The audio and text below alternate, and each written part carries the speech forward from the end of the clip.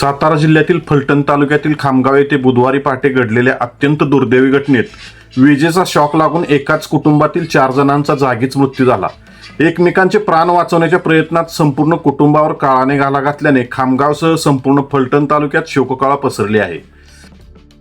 मिळालेल्या प्राथमिक माहितीनुसार खामगाव येथील एका खाजगी इंग्रजी माध्यमाच्या शाळेजवळ राहणारे किसन पिसुर्ड्या शिंदे यांना पहाटे 5:30 ते 6 वाजण्याच्या सुमारास घराबाहेरील विद्युत तारेला आलेल्या प्रवाहाचा शॉक लागला।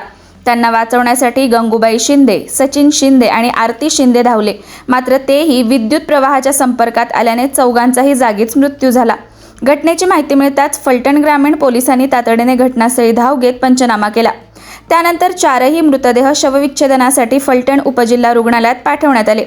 घराबाहेरील विद्युत तारेमध्ये प्रवाह कसा आला, ही दुर्घटना नेमकी कशामुळे घडली आणि यामागे कोणाचा निष्काळजीपणा होता का, याचा तपास फलटण ग्रामीण पोलीस करत आहेत।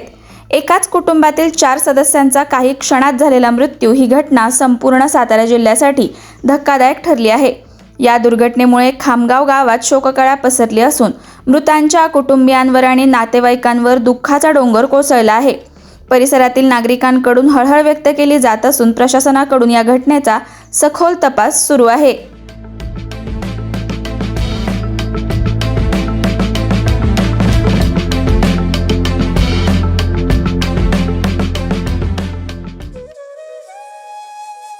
अशाच नवनवीन अपडेट्ससाठी आमच्या खबर गावाकडची या चॅनेलला सबस्क्राईब करा, आमचे व्हिडिओ लाईक करा आणि शेअर करा। धन्यवाद।